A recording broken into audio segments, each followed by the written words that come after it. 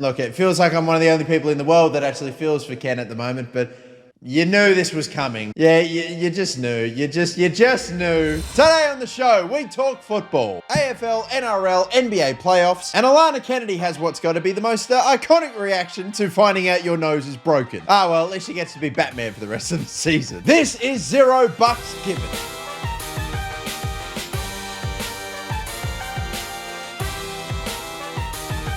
Starting things off with the AFL, the Easter Monday game, of course, of Geelong and Hawthorn. It was a cracker. Arguably not as good as the NRL Easter Monday game, but we'll get there.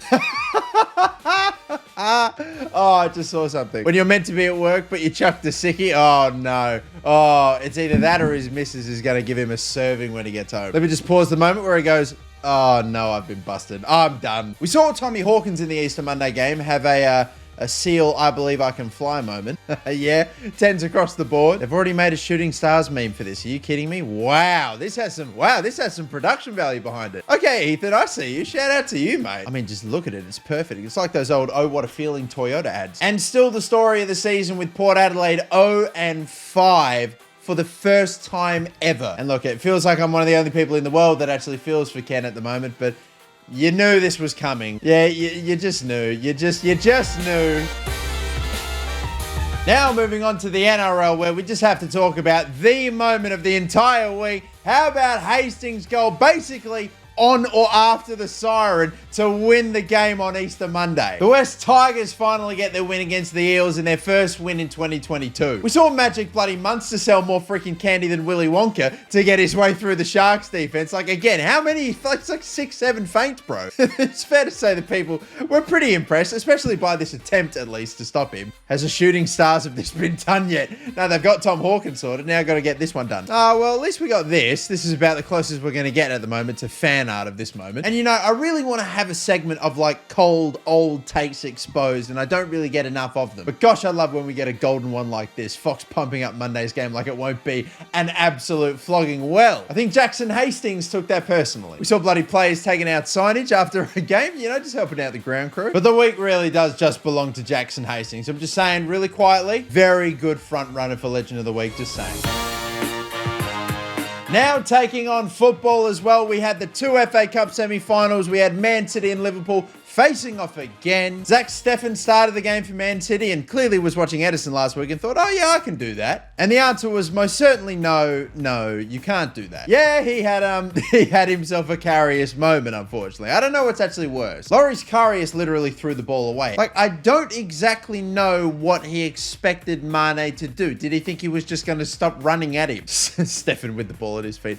He froze. My guy hasn't moved for 40 minutes. Chelsea also won their FA Cup semi-final against Crystal Palace, so it is a Liverpool-Chelsea rematch. We're getting 2 of the same damn cup finals this year. We saw this random girl manage to get a selfie with basically the entire PSG squad. But forget all that. I just want to know, what in the world is Lionel Messi drinking? That looks like the aftermath of 4 tequila shots taken in a 20-second span. If that is supposed to be Lionel Messi's like Space Jam secret stuff, I think I'm okay. That lift is about 800 million pounds. That's actually not too far off. Karim Benzema did it again, winning the game for Real Madrid late on. He's probably going to win the Ballon d'Or now, isn't he? Even if they don't win the Champions League. And for the Aussies, our national team, the Matildas, our ladies got it done against the Kiwis in a cheeky friendly, but still. It's just good to see after the last couple of months our national team just win a game of football. That's a change of pace. Change of pace. Barcelona also got dumped out of the Europa League, and somehow 30,000 away fans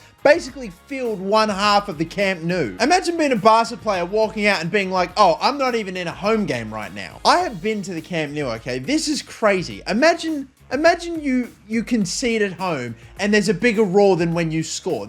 No wonder they lost. Also, shout out to Ronaldo, who just scored another Premier League hat-trick, by the way, and finally has banged in another free kick. Ronaldo himself was shocked he actually scored a free kick.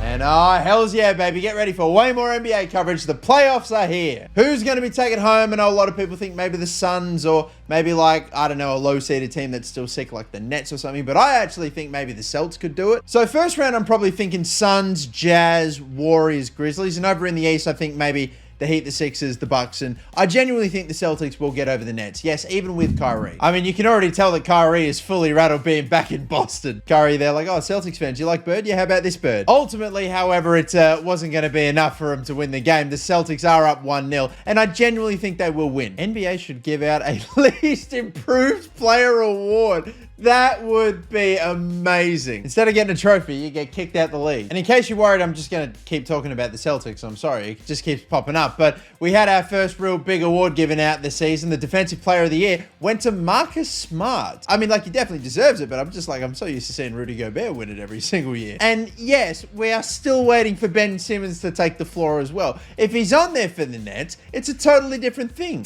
Ben Simmons watching the Nets struggle against the Celtics. We're short-staffed for tonight. Oh, damn. That's crazy. Oh, good luck, man. It's been 300 days since he's like, my man's not even a basketballer. He's a professional spectator. But anyway, ladies and gentlemen, it is time, of course, for that glorious segment we call Legend of the Week. Every weekend on Twitter, I ask you guys for nominees for a Legend of the Week, and here is who we had to say this week. Only my fellow Newcastle fans may know who this is, but shout out Bruno Guimaraes. I won't give it to him, I'm biased, but he had a good weekend. We had Jackson Hastings for the long-range field goal. I mean, like, I think we all knew that this was going to be the one, right? I mean, would I be wasting my time if I looked at any other nominees? The answer is yes. Jackson Hastings, you are the Legend of the Week for this week. Pretty cut and dry. Oh boy, we've got a lot to look forward to next week. The Formula One is going to be back. We've got UFC, we've got boxing, Tyson Fury and Dylan White, I believe. More football, more everything. I will see you all next week. Thank you all for watching. Until then, catch you all next time. See you later, and bye-bye.